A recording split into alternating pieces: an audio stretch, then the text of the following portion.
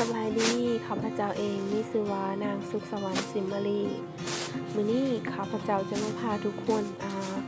เหตุการณ์ทดลองเกี่ยวกับการหาโครงแสงซึ่งมื้อนี้ข้าพเจ้าจะเลือกมาอยู่3การทดลองซึ่งอุปกรณ์ของเราก็จะมี1แม่นไม้ถู2แม่นกระซ้า3นี่แม่นน้ำมัน4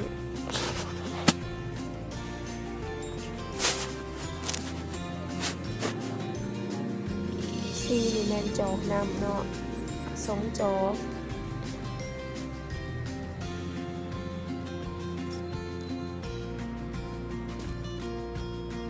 แล้วก็จะแม่นท่อดูด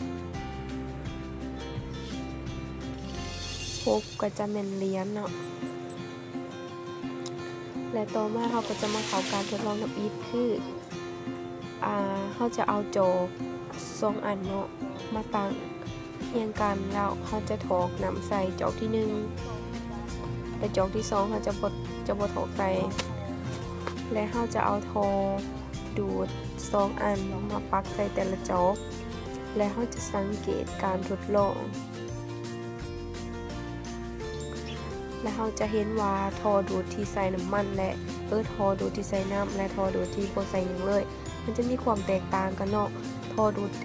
จอกที่ใส่ท่อดูดที่มีน้ำมันจะมีการหักน้อยหนึ่งเนาะเวลาเราเบิ่งมันจะแตกต่างจากตัวที่บ่ใส่น้ำและการทดลองที่2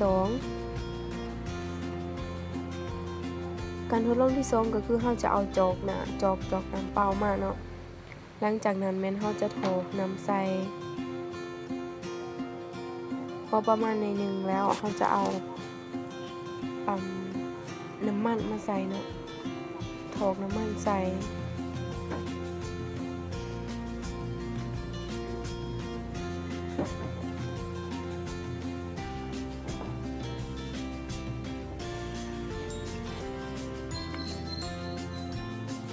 หลังจากนั้นเราจะเอา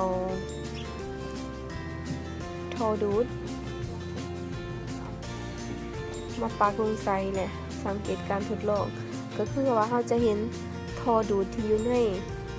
น้ำมันและในอากาศมันมีการ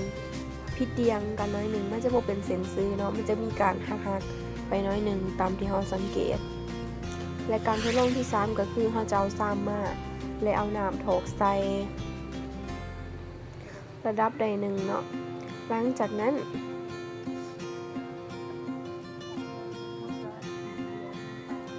เราก็จะเอาเหรียญทิ้งลงไปใน3เนาะและเราจะสังเกตเบิ่ง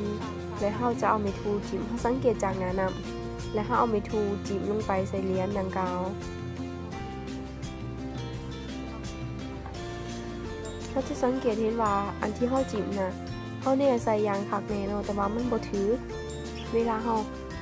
เนี่ยใส่เหรียญว่ามันถึกแล้วแต่ว่าเวลาเราจิ้มลงไปมันผัดบ่ถึกตัวเหรียญมันจะถือค้างๆบ่หรือว่าบ่ถึกเลยนี่เป็นการทดลองที่3เนาะ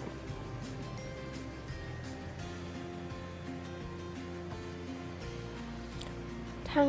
การทดลองที่1แล้วก็การทดลองที่2แล้วก็การทดลองที่3มันจะสื่อให้เราเห็นว่าแสงมันมีการหักเหเขาเอิ้นว่าการหักเหของแสง